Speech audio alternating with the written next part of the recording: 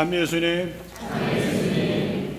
우리가 이 세상에서 제일 많이 말하는 것이 있다면은 사랑이라는 단어겠죠.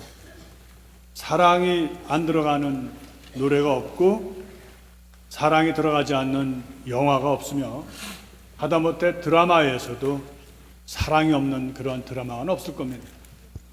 우리가 일상생활 속에서 이렇게 사랑이라는 단어, 사랑이라는 이런 우리 마음, 이런 것을 갖고 우리는 세상을 살아갑니다. 그런데 이런 사랑에 대해서 조금 더 우리가 생각을 해보면 사랑에도 세상이 말하는 사랑이 있고요. 그리고 하느님의 그런 사랑이 있습니다. 세상이 말하는 사랑을 우리가 한마디로 다 말할 수는 없지만 공통적인 것은 바로 자기 위주라는 거예요. 자기 중심에서 내 사랑하는 대상을 향해서 사랑한다는 것이죠. 우리가 가끔씩 그 사랑이 너무 자기의 그런 그 중심이 지나쳐가지고 우리가 삼각관계 또 치정에 또 원한에 의해서 복수하고 하는 그 사랑을 보면 다 남을 나에게 묶어두려고 하는 것이죠. 그래서 우리는 그것을 진정한 사랑으로 말하지 않습니다. 진정한 사랑은 뭐예요? 상대를 자유롭게 해주는 거죠. 내 중심에서 벗어나는 것. 바로 하느님의 사랑을 우리가 보면 하느님의 중심이 아니라는 것이죠. 특히 우리 하느님의 사랑을 잘 표현해 주시는 예수님을 보면 예수님의 사랑은 바로 당신 중심이 아니죠. 아픈 사람, 또 죄로 인해서 고통을 받고 인간의 그런 아픔을 풀어주시고 그들에게 다가가시고 또 죄로 인해서 죽음에 의해서 고통과 아픔으로 또 불안을 떠는 그러한 사람들에게 주님은 바로 그들을 풀어주십니다. 해방시키시죠. 그래서 진리가 너희를 자유롭게 하겠다는 그 말씀은 바로 사랑의 그런 의미도 될 수가 있습니다. 우리가 이제 성경을 한마디로 얘기하면 사랑의 그런 역사라고 할 수가 있습니다. 특히 모세오경도 그렇지만 오늘 우리가 읽은 역대기 학원의 저자 이야기는 어떻습니까? 이스라엘 사람들은 항상 우리 사람들이 그렇듯이 베풀어준 은혜에 대해서 감사하지 않습니다. 처음에야 감사하죠. 세월이 지나가면서 이스라엘 사람들은 광야에서 베풀어 주셨던 조상들에게 베풀어 주셨던 그런 사랑을 잊어버리고 항상 하느님을 거역하고 하느님께로 등을 돌리죠. 그래서 우리가 그 바빌론 유배를 이제 오늘 역대기 예언서는 말하고 있습니다. 정말 비참하죠. 그들이 그렇게 자랑으로 생각했던 예루살렘마저 성전마저 다 폐허가 되고 그리고 많은 이들이 왕으로부터 시작해서 사제들 그리고 귀족들까지 섬도 사람들이 예루살렘에서 이제 떠나서 바로 바빌론으로 떠납니다. 오늘 여러분들 오늘 복음 환호성을 보셨지만 시편 저자가 했던 좀 해학적이고 어떻게 보면은 어떻게 그런 표현이 있느냐. 내가 시온을 잊어버리면 내 입천장에 달라붙어라. 그게 말이 됩니까? 그건 뭐냐면 그만큼 잊지 않겠다는 거예요. 그들이 정말 쫓겨나고 폐허가 되고 그랬던 시온의 언덕에 세워진 하느님의 집을 이스라엘 사람들은 어디에 있든지 바빌론의 유배를 갔든 또 세상의 뜨내기처럼 흩어져 살든 간에 그들은 항상 예루살렘을 생각하고 그리워한 것이죠. 오늘 그러한 모습 오늘 이사야를 통해서도 항상 들려주시지만 하느님은 바로 처벌과 징벌이 아니라 그들이 비록 하느님을 저버리고 또 왕들은 왕들대로 예언자는 예언자들대로 사자는 사자들대로 다 하느님의 뜻을 저버리고 그래서 하느님은 그들에게 징벌을 내리셔서 유배를 떠난 겁니다. 그러나 하느님의 사랑은 우리가 잘 보면 알지만 아주 어떻게 보면 엄하시고 또 저발하시고 징벌을 주시는 것 같아도 전체 이야기는 분노에 더디시다. 또 이스라엘 사람들이 했던 그런 죄악을 기억하지 않으신다라는 표현으로서 하느님의 자비로우심을 말씀합니다. 우리 보통 그런 얘기하죠. 자식 이기는 부모 없다라는 얘기입니다. 왜 그런 말이 나왔을까요? 자식들은 모르지만 부모들은 자식을 자기의 생명으로 그렇게 생각하고 사랑하기 때문입니다. 그래서 이 세상에서 부모들 사랑만큼 소중한 것이 없습니다. 하느님은 바로 그런 의미에서 좀 속이 무른 하느님이다. 물러 터진 하느님이다 라고 표현할 정도로 말씀은 그렇게 하지만 부모 이상으로 자녀를 생각하는 사랑 이상으로 사람을 사랑하시기 때문에 그래서 이사야 예언자는 뭐라고 얘기했어요? 이 여인이 제 젖먹이를 잊을 수가 있겠느냐? 제 몸에서 난 아기를 가엾이 여기지 않는 그런 여자가 있겠는가?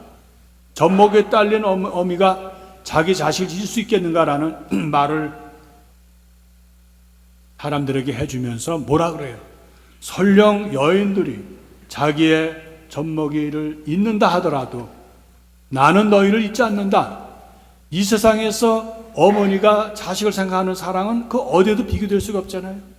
그래도 하느님은 그러한 사랑을 그보다 더 큰 사랑을 한다는 겁니다. 우리가 아마 평생을 정말 하느님 사랑하고 하느님을 믿고 의지하고 하느님을 정말 나의 모든 거로 한다고 하더라도 아마 하느님의 사랑을 평생 다 깨닫지 못할 거예요. 자식이 부모 사랑을 다 깨닫지 못합니다.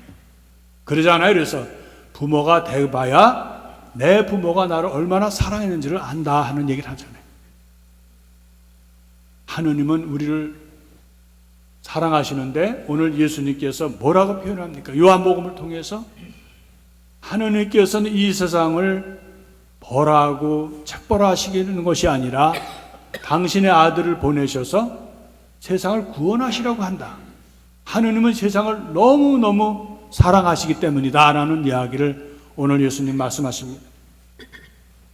예수님은 광야에서 있었던 사건 민수기 21장 4절부터 9절에 있었던 이야기가 뭐가 있어요? 모세가 그 장대에 구리뱀을 높이 올려서 세운 것처럼 사람의 아들도 언젠가는 높이 들어 올려져야 한다. 사람들은 그것은 무슨 말인지 못 알아듣습니다. 그러나 후에 제자들은 알아듣고 교회도 알아듣죠. 그것은 바로 예수님의 죽음을 말하는 거죠. 십자가에 높이 들어 올려져야만 바로 모세가 구리뱀을 가지고 그 불뱀에 물린 사람들을 구해주듯이 죽음으로부터 구해주듯이 그걸 쳐다봄으로써 아무것도 아니고 쳐다만 봄으로써도 구해주듯이 예수님은 바로 십자가에 높이 들어 올려주셔서 그래서 죄인들, 죄로 죽는 죽음으로 나가는 사람들을 구해주신다는 큰 의미를 갖고 있는 겁니다. 그런 의미가 무엇일까요?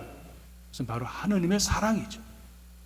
근데 우리가 하느님의 사랑을 정말 깨닫고 살면 얼마나 좋겠어요. 이스라엘 사람들만 하느님의 사랑을 잊어버렸을까요? 이스라엘 사람들만 하느님을 거역했을까요? 우리의 삶을 잘 들여다보면 우리도 말로는 생각으로는 의지로는 하느님을 사랑하고 하느님의 뜻을 따른다고 하면서도 우리가 실제 생활에서는 하느님을 잊어버릴 때가 얼마나 많습니까? 그러나 놀라운 것은 우리가 잊는다 하더라도 하느님은 젖떨어진 아이를 잊어버리지 못하는 여인처럼 그보다 더 크게 우리를 사랑하신다는 거예요. 우리가 죄가 있고 우리가 설령 하느님께 불충하고 하느님을 잊고 산다 하더라도 하느님은 우리를 잊지 않는다는 이 사실이 우리가 아마 이것을 깨닫고 살아간다는 그런 삶을 살면 우리는 아마 하느님과 더 일치할 수 있겠죠. 또 많은 이들이 또 그것을 잊지 않고 하느님의 사랑을 체험하고 나누고 있습니다만 많은 분들은 이스라엘 사람처럼 광야에서 그런 하느님께 하나님께서 해주셨던 그런 일들을 잊어버린 그러한 모습으로 우리는 우리에게 베풀어 주신 모든 은혜에 대해서 잊어버리고 불평하고 또 우리 실생활에서 또 의를 잊어버리고 신의를 저버리고 죄를 짓고 또 우리가 상처를 주고 또 상처를 받으면서 살아가고 있습니다. 이스라엘 사람들에게 있어서 구리뱀이라는 것은 사실 말이 안 됩니다. 왜냐하면 하느님은 어떠한 형상으로도 나를 대신할 수가 없다라고 말씀하셨거든요. 탈출기에서도 그러셨고 또 신명기에서도 그러셨잖아요. 그런데 급하시니까, 왜냐하면 하느님께서 이스라엘 백성들이 이제 호르산으로 해서 돌아서 급히 가는 마음에 불평을 하기 시작합니다. 조급한 마음에 하느님이 우리를 도와주지 않으신다는 그런 생각에 하느님을 잊어버리고 불평을 하죠. 하느님께서는 그러한 이스라엘 사람들에게 벌을 내리십니다. 여러분들 아시지만 가장 짓기 쉬운 죄가 불평입니다.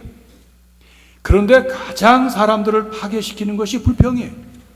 불평은 아무것도 아닌 것 같아도 사람에게 큰 상처를 주고 적을 만들고 이간질하고 사람들 그 공동체를 망가뜨리는 게 불평입니다.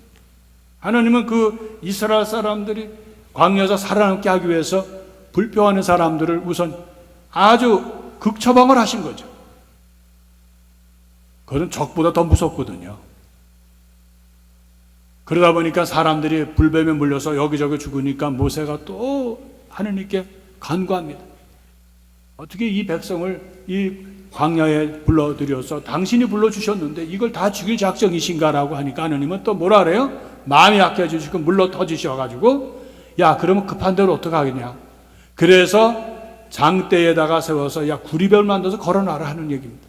당신이 하지 말라고 했던 형상을 만들지 말라고 했었는데도 급하시니까 그것을 보고 치유를 해주신 것이죠.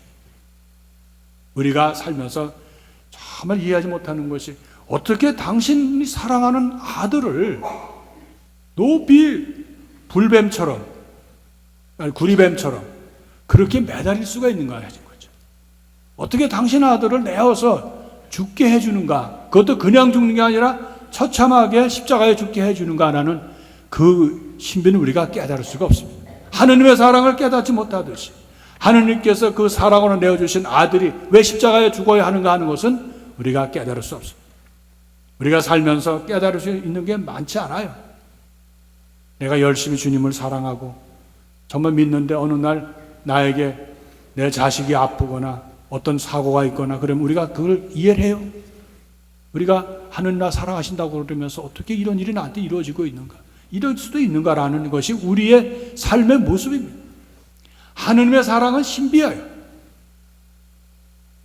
오늘 요한복음은 우리들에게 바로 하나님께서 사랑을 이렇게 당신 아들까지 내어주신다는 사랑을 얘기해 주시고 사람들의 결단을 얘기합니다. 예수 그리스도를 받아들이느냐 아니면 안 받아들이느냐, 그걸 어떻게 표현합니까? 바로 빛을 받아들이냐 빛을 등지고 어둠을 받아들이냐라고 합니다. 많은 사람들이 세상에 살면서 빛을 싫어한다는 거예요. 왜? 자기가 지은 행실이 드러날까 봐 그래서 스스로 어둠을 선택하고 어둠으로 나간다는 거예요. 그러나 빛을 선택한 사람들은 바로 그 생전에 하느님께서 하신 일들을 다 실천하고 드러내 보이고 그것을 사람들에게 보이기 위해서 빛으로 나간다고 그랬습니다. 빛은 또 그것을 증명해 준다고 했는데 오늘 여기서 빛은 뭡니까? 결국은 생명이며 진리고 또 부활인 거죠. 오늘 우리는 사순절을 지내고 있습니다. 사순절의 여러 가지 의미 중에서 우리가 좀 생각하기 싫은 것 중에 하나가 고통이죠. 예수님께서 고통을 받으신다는 거 여러분 생각하는 게 좋아요? 그거보다는 달콤하고 부활이 좋죠.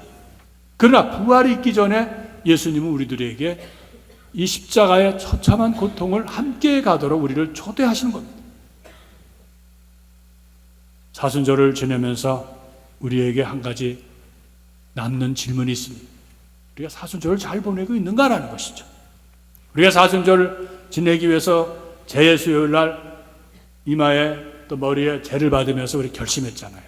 다 같이 어떻게든지 예수님의 순환에 참여하고 죽음에 참여하고 나의 악습을 고치는 좋은 시기로 삼는다 그랬는데 우리 세상이 어디 또 그래요?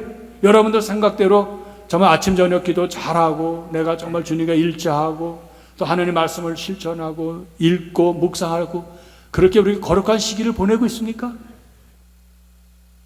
세상이 우리를 그렇게 안 둡니다. 또 세상이 나를 그렇게 안 두도록 내 자신이 자유를 원하고 기쁨을 원해 좋은 걸 원하기 때문에 그렇게 못할 때가 많습니다. 그래서 내 사순절을 이렇게도 보내야 되는가? 고기를 먹지 말라 그러는데도 어떻게 하는 날마다 왜 고기를 먹는 날이냐? 그래서 우리가 잘한 것보다는 못한 것이 우리에게 두드러지니 맞습니다. 그리고 또 왜 그날 왜 또 사순절 동안 애들이 속을 더 세게 해요? 부부가 또 서로 마음에 안 드는 일이 다른 때는 안 그러다가도 사순 시기 오면은 더 남편이 미워지고 부인이 정말 어떤 때는 정말 섭섭할 때가 많아요. 그런 마음을 갖고 우리가 사순절을 지내야 되겠는가라는 그런 마음을 갖습니다. 우리가 부서지는 마음, 흐트러지는 마음, 하느님은 그것도 원하신대요. 우리가 잘하고 사순절을 잘 지키면 물론 주님께서 기쁘시지만 내가 못 지키고 허겁대고 잊어버리고 사순절이 뭔지 오히려 더 못된 짓을 하는 내가 더 못되게 남을 용서 못하고 굳어지는 마음을 갖더라도 또 엉터리 같은 기도라도 주님은 그거라도 원하신다. 이제 사순시기가 이제 다 마감되고 주님의 순환과 죽음이 다가오는 성주간도 얼마 안 남았습니다. 이제 우리가 오늘은 다시 결심할 거는 지나간 거 우리가 잘못 살았다, 좀 부족하다 하더라도 이제부터는 이제 얼마 안 남은 이 기간을 내가 열심히 기도하고 열심히 주님 말씀을 읽으면 얼마나 주님께서 우리를 이뻐하고 받아들이시겠어요. 다시 우리가 지나간 우리 악습에서 구애되지 말고 내가 이제라도 못 고치는 나의 잘못에 대해서 다시 나갈 수 있다면 우리의 사랑이신 주님은 그것을 통해서 나를 부활로 빛으로 초대하신다는 사실입니다. 용기를 가져야 돼요. 우리가 희망을 가져야 됩니다. 내가 죄인이라고 해서 하느님이 나를 저버리는 게 아닙니다. 내가 죄를 짓고 부족하더라도 끝까지 나를 기다리시고 내가 회개하기를 정말 주님은 바라신다는 거예요. 이번 사순시기는 정말 나에게는 다시는 2015년 사순시기는 나의 삶에서 다시는 오지 않습니다. 이런 소중하고 거룩한 이 시기를 정말 우리가 감사하면서 내가 갖고 있는 그런 죄의 그늘에서 벗어나야 돼. 내가 계속 반복되는 나의 말로서나 생각으로서 잘못한 것을 내가 회개해야 됩니다. 그래서 새롭게 이제 빛으로 나가야 돼. 세상이 어둡지만 어둠에 우리가 거기에 빠지는 것이 아니고 머무는 것이 아니라 이제는 빛으로 나가야 된다. 바로 그리스도의 부활의 그런 영광을 우리가 받아야 한다는 겁니다. 힘없는 다리를 일으켜 세우고 그리스도의 사랑이 우리와 함께 하기 때문에 우리는 다시 일어나서 빛으로 향할 수 있는 용기를 갖고 희망을 가지며 남은 우리 사순 시기를 잘 맞도록 합시다.